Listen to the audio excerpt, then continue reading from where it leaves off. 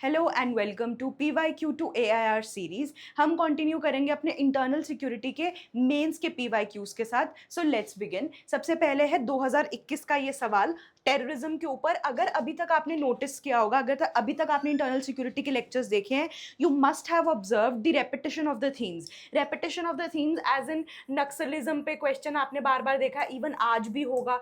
Terrorism पे आपने सवाल देख लिया कि डिफरेंट डिफरेंट टाइप के सवाल पूछे जा रहे हैं। उसके बाद साइबर सिक्योरिटी के ऊपर एक थीम है, बहुत इंपॉर्टेंट सवाल इससे आते हैं। ठीक है, अब इंफॉर्मेशन से रिलेटेड या सोशल मीडिया का क्या रोल है इंटरनल सिक्योरिटी में, ये सब कुछ। तो अगर आपने ऑब्जर्व किया तो मोटा मोटा अगर हम बात करें ना, तो कुछ दो चार ही थीम्स हैं, हर साल रिपीट होती रहती हैं। आपको थोड़ा सा दिमाग लगाना है यहाँ पर कि भाई अगर GS3 में इंटरनल सिक्योरिटी है, गिने चुने, अच्छा एक और रह गया बॉर्डर मैनेजमेंट। ठीक है, इवन आज भी होगा इसका सवाल, बॉर्डर मैनेजमेंट। तो हमें एक बात समझ में आ रही है कि भाई अगर 3 या 4 सवाल आने हैं, ये 4-5 थीम्स अगर ढंग से प्रिपेयर कर ली, मतलब यहां पर हमें एक चीज ध्यान रखनी है, ये 4-5 थीम्स का हमें 360 मल्टी डायमेंशनल कवरेज करना है। उसके कॉजेस क्या हैं, उसके इम्पैक्ट क्या है, गवर्नमेंट क्या कर रही है इस प्रॉब्लम को सॉल्व करने के लिए, और आप क्या स्टेप सजेस्ट कर सकते हैं एज अ वे फॉरवर्ड। साथ ही साथ आप इन सारे टॉपिक्स के फैक्ट्स को भी प्रिपेयर कर लेंगे, साथ साथ कुछ डायग्राम्स भी। फॉर एग्जाम्पल अगर नक्सलिज्म है तो मैंने आपको बताया था ना, जल जंगल जमीन वाला, तो आप ये सब प्रिपेयर अगर कर लेते हैं तो इंटरनल सिक्योरिटी, देखो GS3 में डिजास्टर मैनेजमेंट हो गया, इंटरनल सिक्योरिटी हो गया, ये वो वाली थीम्स हैं या वो वाले सब्जेक्ट्स हैं जिनको अगर आप होलिस्टिक अच्छे से तमीज से कवर कर लेना PYQs और सिलेबस देखकर, तो आपको आउट ऑफ द कॉन्टेक्स्ट कुछ नया ही देखने को ऐसा जरूरी नहीं है कि मिलेगा ही। एक और चीज है, यहां पर आज आपको एक क्वेश्चन देखने को मिल सकता है जहां पर आपको ये बात समझ में आएगी कि कहीं ना कहीं बॉर्डर मैनेजमेंट की जब हम बात करते हैं तो आपको थोड़ा सा IR का यानी कि इंटरनेशनल रिलेशंस का आइडिया भी होना चाहिए। क्योंकि हमें ये तो पता है कि इंडिया के बॉर्डर्स किस किस के साथ लगते हैं। इंडिया के बॉर्डर्स लगते हैं पाकिस्तान के साथ, ठीक है, चाइना के साथ, बांग्लादेश के साथ, ठीक है, फिर उसके बाद अगर आप मैरीटाइम बॉर्डर्स की बात करो तो भाई ठीक है, श्रीलंका हो गया, म्यांमार हो गया। तो जब हम इंटरनेशनल रिलेशंस पढ़ते हैं तो हम इंडिविजुअली इन सारी कंट्रीज के साथ बायलैटरल रिलेशंस की भी बात करते हैं, और हम ये भी बात करते हैं कि हम इन कंट्रीज के साथ कौन कौन से मल्टीलेटरल ऑर्गेनाइजेशंस में मेंबर हैं। लेकिन जिनके साथ स्पेसिफिकली हम बॉर्डर शेयर करते हैं, आपको पता होना चाहिए इंडिविजुअली हर एक कंट्री के साथ हमारे पास बॉर्डर पर क्या इशू है। इवन अब तो नेपाल भी है ना, जिसके साथ हम बोलते हैं रोटी बेटी का रिश्ता, तो उसके साथ काला पानी डिस्प्यूट है। तो ये सब आपको थोड़ा सा आइडिया इसमें होना चाहिए। इसीलिए बोला जाता है, अब आप बोलोगे भाई इंटरनेशनल रिलेशन GS2 का पार्ट है, इसीलिए बार बार बोल रही हूं कि सब्जेक्ट्स वाइज ना पढ़ो, GS वाइज ना पढ़ो, इसको पूरा होलिस्टिकली किसी भी चीज को इंटरकनेक्ट करके समझो। कंपार्टमेंटलाइज करके बात नहीं बनेगी मेंस में।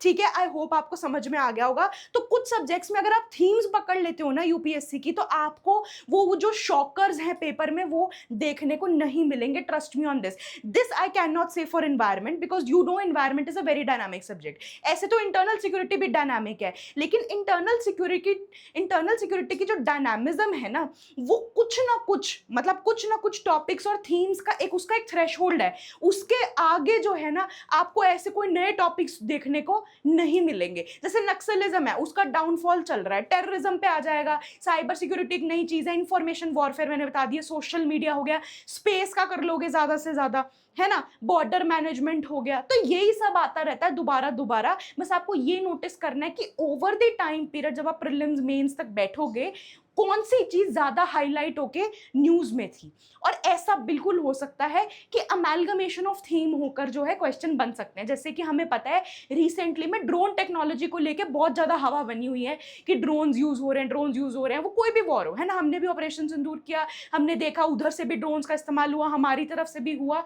तो ऐसा हो सकता है कि ड्रोन वॉरफेयर को लेकर, इंटरनल सिक्योरिटी को लेकर एक कंबाइंड क्वेश्चन आ जाए। बस आपको अपना दिमाग लगाने की जो थीम्स मेरे पास अवेलेबल हैं, जो PYQs मुझे दे रखी हैं, मैं उसमें से क्या टॉपिक UPSC बनाकर अमेलगमेट कर एक क्वेश्चन बना सकती हूँ। आई होप आपको ये बात समझ में आई होगी। आज का पहला सवाल देखते हैं 2021 का। Analyse the complexity and intensity of terrorism, its causes, linkage and obnoxious nexus.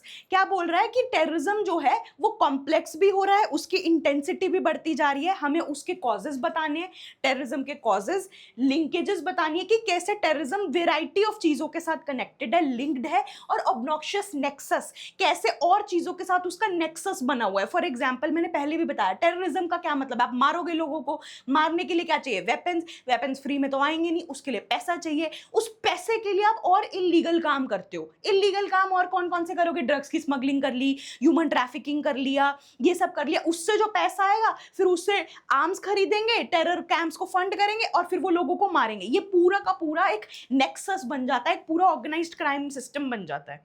Also suggest the measures required to be taken to eradicate the menace of terrorism, और साथ ही साथ मेजर्स भी बताने हैं कि कैसे हम इस टेररिज्म के मेनेस को रोक सकते हैं। अब ये 15 मार्क्स का सवाल है। अब यहां पर देखो, सबसे पहले इंट्रोडक्शन, मॉडर्न, यहाँ पे यही पूछा है ना कि कैसे इंटेंसिटी और कॉम्प्लेक्सिटी बढ़ती जा रही है, वैसा ही इंट्रोडक्शन थ्रो किया है कि मॉडर्न टेरर नेटवर्क्स जो हैं वो डेमोन्स्ट्रेट क्या करते हैं। आजकल के जो टेरर नेटवर्क्स हैं उसमें क्या देखने को मिल रहा है, sophisticated operational capability. Sophisticated operational capability का क्या मतलब है कि एक तो पहले तो कुछ टेररिस्ट ऑर्गेनाइजेशंस होती थी जिनका सिर्फ रीजनल लेवल पर प्रेजेंस होता था, लेकिन अब ग्लोबल लेवल पे प्रेजेंस है, उनकी ऑपरेशनल कैपेबिलिटी इतनी बढ़ चुकी है। जैसे फॉर एग्जांपल बीच में न्यूज आई थी before the Pahalgam attack that Hamas which is a terrorist organisation was seen in POK with Jaish e Mohammed and Lashkar e Taiba terrorist. तो आपको समझ में आता है how all of them are connected, इनकी operational capabilities round the globe हो चुकी है कि अगर इनको कहीं पर भी एक टेररिस्ट अटैक एग्जीक्यूट करना है, इनके पास फंडिंग, नेटवर्क, पैसा, सब कुछ अवेलेबल है। मतलब कहीं ना कहीं प्रॉक्सी सपोर्ट्स इन्होंने अपने क्रिएट कर लिए हैं। उसके बाद है लेवरेजिंग टेक्नोलॉजी, ये हम देख ही रहे हैं, टेक्नोलॉजी यूज करने लग पड़े हैं ये। एंड क्रॉस बॉर्डर लिंकेज, ये मैं आपको बता चुकी हूँ कि बाउंड्रीज जो है वो तो इन्होंने पूरी गायब ही कर दी हैं। To maximise the destructive impact, highlighting the complexity, ये सारी चीजें मिलकर टेररिज्म, टेरर नेटवर्क्स को और ज्यादा कॉम्प्लेक्स करता जा रहा है, जिसकी वजह से कॉम्प्लेक्सिटी और नजर आती है। इसके बाद मैंने एक डायग्राम ड्रॉ किया कि टेररिज्म के लिंकेजेस देखो, एक तो ऑर्गेनाइज्ड क्राइम है, मैं पहले बता चुकी हूँ, दूसरा इलिसिट फाइनेंसिंग देखो, हवाला के थ्रू पैसे, मनी लॉन्ड्रिंग के थ्रू पैसे, फिर उसके बाद रैडिकल आइडियोलॉजी। मैक्सिमम जो टेररिज्म का रूट कॉज है वो यही है, मैक्सिमम टेररिस्ट ऑर्गेनाइजेशंस जो हैं वो एक रैडिकल आइडियोलॉजी अपने माइंड में कैरी करती हैं related to any particular religion, particular philosophy. जैसे कि उनको होता है कि नहीं हमें अलग ही, जैसे मैं एक चीज बताती हूँ, जैसे आईएसआईएस था, Islamic state of Iraq and Syria, इनकी आइडियोलॉजी थी कि हम कैलिफेट बनाएंगे। कैलिफेट मतलब हम पूरा अपना ही नेशन बसाएंगे जो शरीयत के अकॉर्डिंग, अपेरेंटली उनका वर्जन ऑफ शरीयत, ठीक है, उससे चलेगा। फिर उसके बाद बहुत सारी जो पाकिस्तान की टेररिस्ट ऑर्गेनाइजेशंस हैं वो बहुत ही रैडिकल आइडियोलॉजी शो करती हैं अकॉर्डिंग टू जो इस्लाम का बिल्कुल रैडिकल वर्जन है। तो एक ये है, और चौथा है state and non state sponsors और सेफ हेवन्स। ये तो है ही, स्टेट स्पॉन्सरशिप आपको साफ पता है, पाकिस्तान है वो haven, safe haven in terms of POK, base camp, ये सब प्रोवाइड करता है। फिर उसके बाद मसूद अजहर जैसे लोगों को सेफ हेवन क्रिएट करता है, मतलब कोई अगर उनको पकड़ने के लिए आ रहा है, कुछ आ रहा है, तो आर्मी के कैंप्स में उसको छुपाते हैं वो लोग। और नॉन स्टेट स्पॉन्सर्स हमें पता है कौन है, ठीक है। तो ये ऐसे कनेक्टेड है। अब अगर हम बात करें आगे कि complexity and intensity of modern terrorism की, सबसे पहले है हाइब्रिड वॉरफेयर। हाइब्रिड वॉरफेयर एक न्यू उभरती चीज है जहां पे टेररिस्ट्स ने साइबर टेररिज्म और इंफॉर्मेशन वॉरफेयर भी यूज करना शुरू कर दिया है। साइबर अटैक का हमने पहले भी सवाल देखा है, हो सकता है इसमें या अगली क्लास में आपको एक और सवाल देखने को मिले, ठीक है। साइबर अटैक्स शुरू कर दिए हैं इन्होंने। इंफॉर्मेशन वॉरफेयर जहां पर ये लोग सोशल मीडिया वगैरह का यूज करते हैं, सोशल मीडिया का यूज करते हैं ताकि अपना प्रोपोगेंडा फैला सके। और साइबर अटैक से क्रिटिकल इंफ्रास्ट्रक्चर एज इन आपके पावर सप्लाईज हो गए, ट्रांसपोर्टेशन हो गया, न्यूक्लियर हो गया, हेल्थ हो गया, ऐसे फैसिलिटीज पे ये लोग साइबर अटैक करवाते हैं। तो इसका एग्जांपल है एम्स साइबर अटैक। एक चीज आप नोटिस करोगे, आप बोलोगे नए एग्जांपल्स तो है नहीं इसके अंदर, मैं आपको एक बहुत ही कमिंग फ्रॉम अ वेटरन, बहुत ही एक एक्सपीरियंस चीज बता रही हूँ। एग्जांपल्स याद करने हैं, बिल्कुल याद करने हैं, उससे ज्यादा कोई जरूरी चीज नहीं है मेंस के अंदर। प्रोपेगेंडा। बट एक चीज याद रखिएगा, आपकी एक क्षमता है दिमाग की एग्जाम्पल्स याद करने की भी। अगर examples naturally comes to you by reading the newspaper, well and good, very good thing.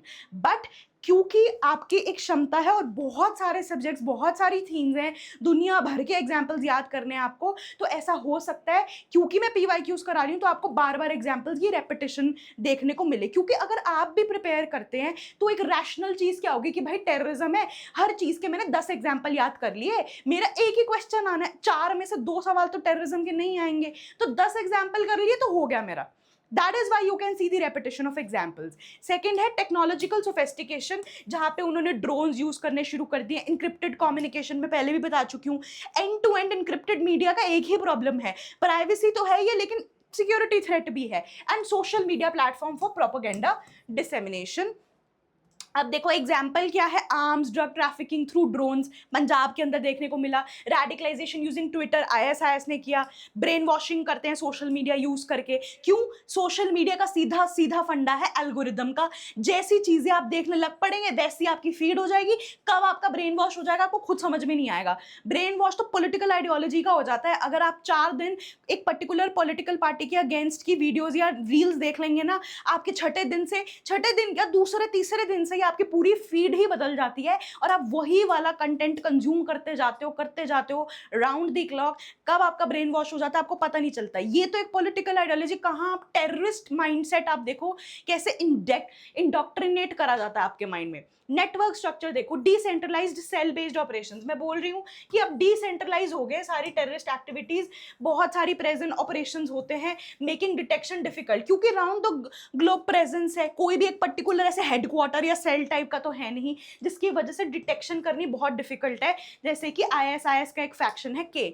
ठीक है, then there is financial complexity, funding भी 50 तरीके से होने लग गई, क्रिप्टो करेंसी यूज होता, हवाला का नेटवर्क, मनी लॉन्ड्रिंग हो गया। कुछ तो लोग लेजिटिमेट बिजनेस फ्रंट्स भी यूज करते हैं, मतलब ऐसे दिखाते हैं कि लेजिटिमेट बिजनेस चल रहे हैं, भाई रेस्टोरेंट चल रहा है, मेरा तो प्रॉपर्टी का काम है। मैं एक चीज बता रही हूँ, लैंड ग्रैबिंग, ये जो लैंड माफियाज होते हैं, जो प्रॉपर्टी का काम होता है, ये सबसे ज्यादा इन चीजों में इन्वॉल्व होता है क्योंकि मोटा पैसा इन्वॉल्व है, क्रिएट्स डिटेक्शन चैलेंजेस। तो आपको पता ही नहीं चलता। वही आपको याद है मैंने आपको मनी लॉन्ड्रिंग में लेयरिंग बताया था, इतनी सारी तरीकों से पैसा, ये दूसरा तरीका है। ये तो आप कैसे नकली पैसा या फेक करेंसी लीगल इकोनॉमी के अंदर इंट्रोड्यूस करा रहे हो, बिल्कुल ही वैसा पैरेलल ड्रॉ किया मैंने कि मल्टीपल जगहों से अगर पैसा फंडिंग आती है तो ढूंढना बड़ा मुश्किल हो जाता है कि कहां से पैसा इलीगली कहां से आ रहा है और गलत जगह पे कहां पे फंडिंग हो रहा है। इसके लिए वही एफएटीएफ बनी हुई है टेरर फंडिंग के लिए। इसके आगे देखो आइडियोलॉजिकल स्पेक्ट्रम, ये ऐड करता है to the unpredictability and the reach. अब कौन सारी टेररिस्ट ऑर्गेनाइजेशंस की आइडियोलॉजिकल स्पेक्ट्रम अलग अलग है, जिसकी वजह से यही नहीं पता चलता कि करने क्या वाले हैं। एग्जांपल आईएसआईएस मैं पहले बता चुकी हूँ, रेडिकल इंटरप्रिटेशन ऑफ इस्लाम, और एलटीटीई ही एक है, ये सेक्युलर थी, ये नेशनलिस्ट आइडियोलॉजी की थी। ठीक है, उसके बाद बात करते हैं रूट कॉजेस की। कॉजेस देखो, सारे क्वेश्चन के सारे पार्ट्स एड्रेस करने हैं, 15 मार्क्स का क्वेश्चन है। रूट कॉज क्या है इसका? सबसे पहला है आइडियोलॉजिकल, रिलीजियस एक्सट्रीमिज्म, वही बहुत रेडिकल माइंडसेट होना, या फिर कुछ लोगों को तो पॉलिटिकल ग्रीवियंसेस होते हैं, लोग खुश नहीं है अपनी सरकार से, स्टेट से, जैसे कि कश्मीर में सेपरेटिज्म। दूसरा है सोशियो इकोनॉमिक, ये भी बहुत बड़ा कारण है, आप ये मानो ना मानो शुरुआत यहीं से होती है। ब्रेन वॉश किसी इंसान का कब होगा, मैंने आपको पहले भी बताया था, आईएसआईएस ने भी वो लोगों को ब्रेन वॉश करने की सोची which are broken, which are frustrated at some level, so that is why यहाँ पर भी सेम है, पॉवर्टी, गरीबी, अनएम्प्लॉयमेंट, मार्जिनलाइजेशन लोगों को मजबूर करती है कि उनका दिमाग इतना अनस्टेबल हो जाता है कि उनको ब्रेन वॉश करना आसान है। दूसरा, उनको तरीका मिल जाता है पैसा कमाने का, यूथ रेडिकलाइजेशन यहीं से पनपती है। तीसरा है जियोपॉलिटिकल, स्टेट स्पॉन्सरशिप, पाकिस्तान करता है, चाइना बचाता है यूएन में, रीजनल कॉन्फ्लिक्ट्स, ये सब कुछ। फोर्थ है technological, digital radicalisation, online recruitment, ये भी बहुत है। ऑनलाइन रिक्रूटमेंट की जो प्रथा है यही आईएसआईएस ने ही शुरू की थी, वहीं से वो लोग फेमस हुए थे, वो अपने आईएसआईएस के फाइटर्स ऑनलाइन रिक्रूट करते थे। अब बात करते हैं ऑब्नॉक्शियस टेरर नेक्सस की, कि टेररिज्म का किस किस के साथ नेक्सस है, गठजोड़ किसके साथ है। नेक्सस का मतलब होता है गठजोड़, ठीक है। फर्स्ट है स्टेट टेरर लिंकेज, है ना, बहुत सारी गवर्नमेंट्स, बहुत सारी कंट्रीज जो हैं वो टेररिज्म को स्पॉन्सर करती है, उनको सपोर्ट करती है। जैसे कि पाकिस्तान है, वो लश्कर तैयबा को सपोर्ट करता है। इंटरनेशनल नेटवर्क्स बने हुए हैं, इसका एक एग्जांपल मैंने आपको हमास का और उसका दे दिया है। एक एग्जांपल मैंने यहाँ लिखा है, अलकायदा और आईएसआईएस मिले हुए हैं। फिर क्राइम टेरर इंटरफेस है, वही रेवेन्यू जनरेशन के लिए ड्रग, ह्यूमन और आर्म्स ट्रैफिकिंग करते हैं, इसका पैसा टेररिज्म में लगता है। साइबर क्राइम इंटीग्रेशन है, रैंसमवेयर, पैसा मांगना अटैक करके, एंड डेटा थेफ्ट। ठीक है, अब काउंटर टेररिज्म मेजर्स देखो, वही घिसे पिटे पुराने हैं, 50 बार रिपीट हो चुके हैं। एक है इंटेलिजेंस स्ट्रेंथनिंग करनी बहुत जरूरी है, इसके लिए मल्टी एजेंसी कोऑर्डिनेशन चाहिए। मैं पहले भी बता चुकी हूँ कि आपको अच्छी खासी, अच्छा एक चीज और समझो यहाँ पर, अच्छी खासी जितनी भी इंटेलिजेंस एजेंसीज है उसकी कोऑर्डिनेशन चाहिए। फॉर एग्जाम्पल, आपने एनआईए बना रखी है, आपने रॉ भी बना रखी है, फिर आप कहते हो कि भाई इंटरपोल तो चलो इंटरनेशनल लेवल पर होगी। अच्छा, इंटरपोल के लिए फिर आप बोलते हो भाई सीबीआई है, फिर बोलते हो ईडी है, तो इतनी सारी हैं यहाँ पर। फिर वही जुरिस्डिक्शन और पैरेलल ये ओवरलैपिंग की बात आ जाती है। तो ये इंटरपोल को वो करने के लिए, हेल्प करने के लिए इंडिया ने भारत पोल बनाया, आपने करंट अफेयर में पढ़ा होगा।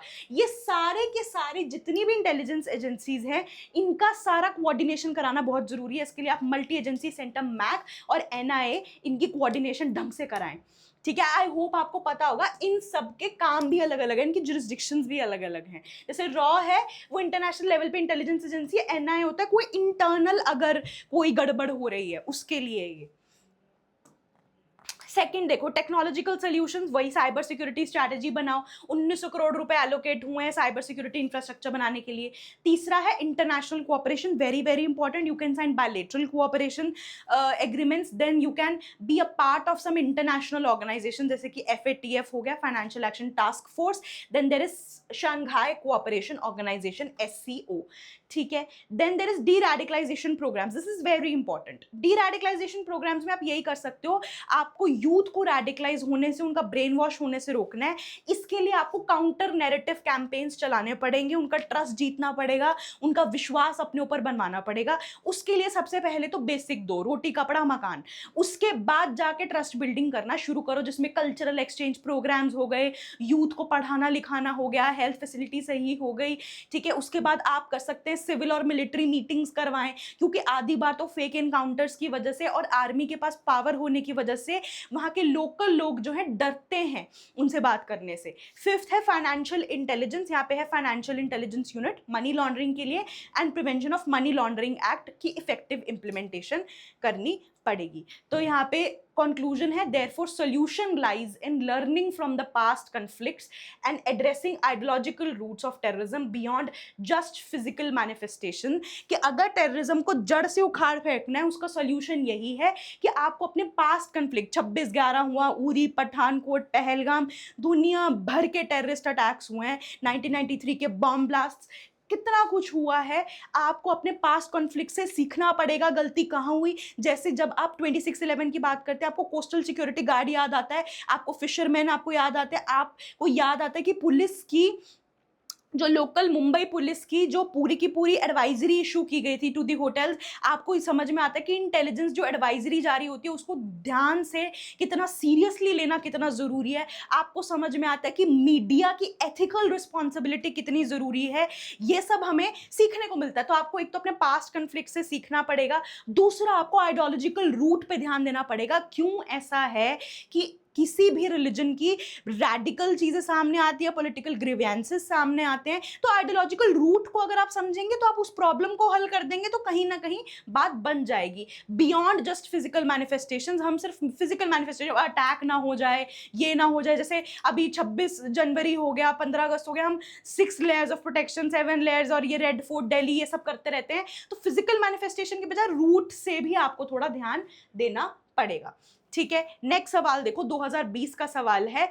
ये वाला मैं आपको सवाल बोल रही थी जो इंटरनेशनल रिलेशन से आपको लग सकता है कि आपको थोड़ी नॉलेज होनी चाहिए। Analyse internal security threat and trans boundary crimes along Myanmar, Bangladesh and Pakistan borders.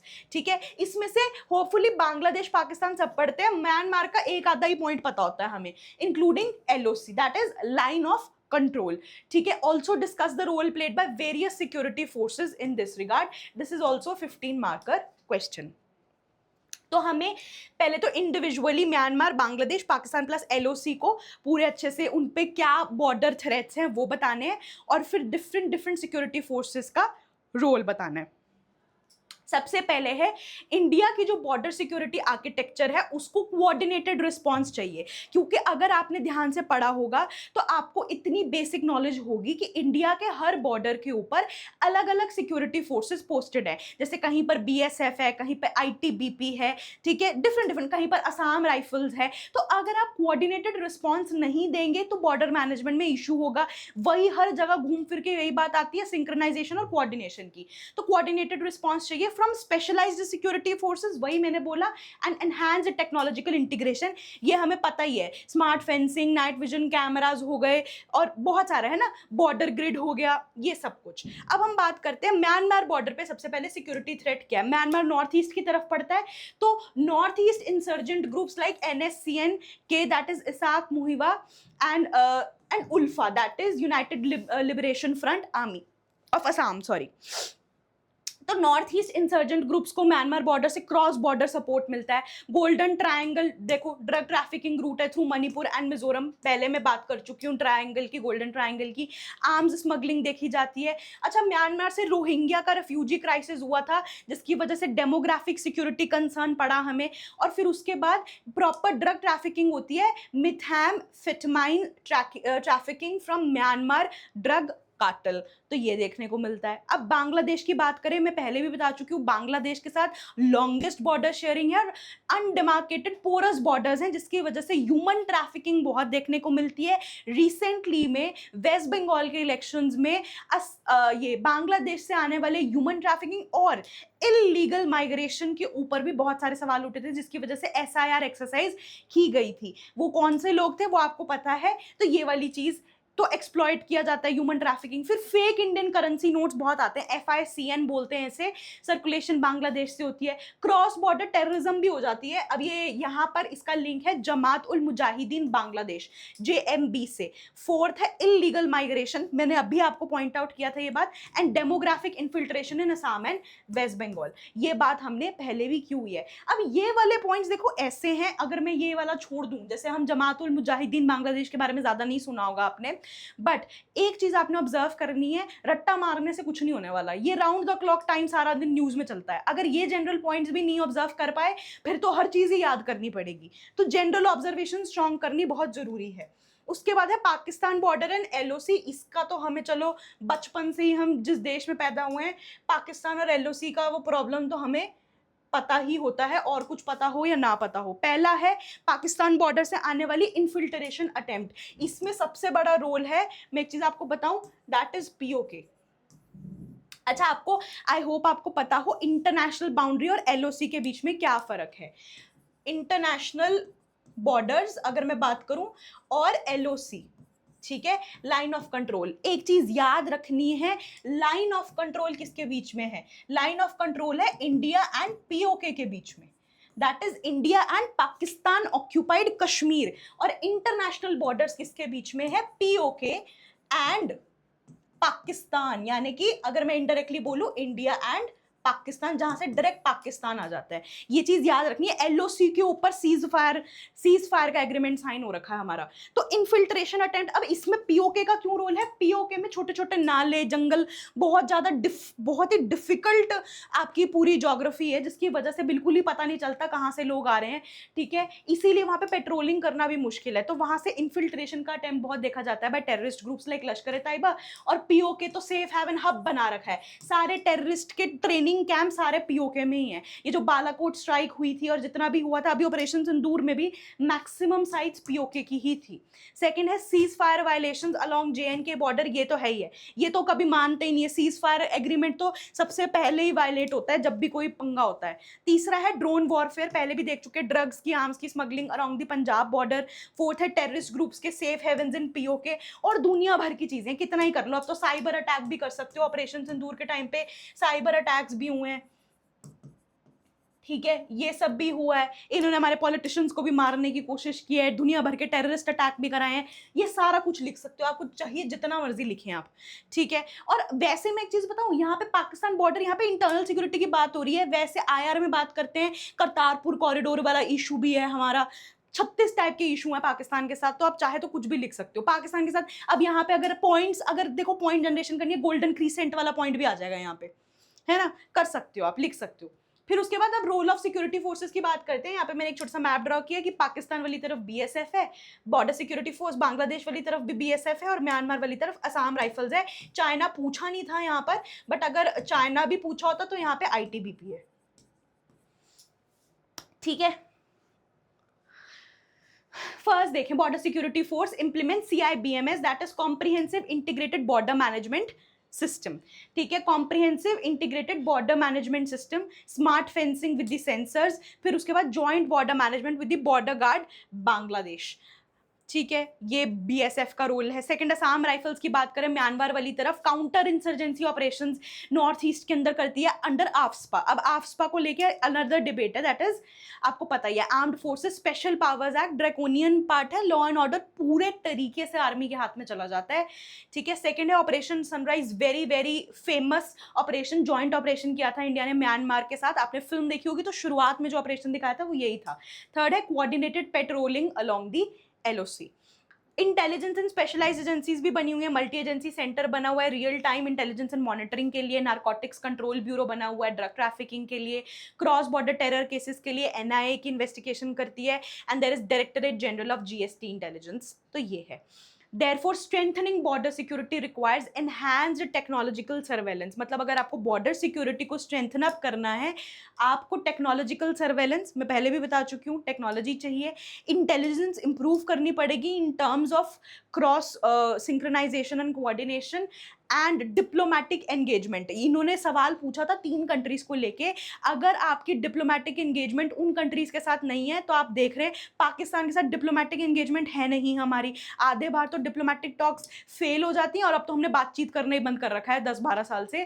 तो डिप्लोमेटिक एंगेजमेंट अगर फेल होती है या फिर बिल्कुल नहीं होती, तो आप जो है फिर बिल्कुल ही आपके पास एक ही तरीका रह जाता है डील करने का, दैट इज गन, ठीक है, या फिर वॉर लड़ लो, या फिर आप वही एयर स्ट्राइक करें या कोई भी स्ट्राइक करें, यही वाली बात है। और ये वाले तरीके जो हैं ये दूसरी कंट्री के साथ चल भी नहीं सकते। अब चाइना के साथ आप स्ट्राइक करने का नहीं सोच सकते, हमें बिल्कुल प्रैक्टिकली सोचना है ना। लेकिन चाइना के साथ डिप्लोमेटिक एंगेजमेंट, गलवान क्लैश हुआ था, डोकलाम का इशू हुआ था, 5 फिंगर का हुआ था, फिर भी आपने army level talks, peace talks चला के बात किसी तरह हल कर ली। तो अगर डिप्लोमेटिक एंगेजमेंट भी होनी बहुत जरूरी है नेबरिंग नेशंस के साथ, अगर बॉर्डर सिक्योर करने हैं, ठीक है। These were the questions for today. Thank you so much. We will meet in the next session.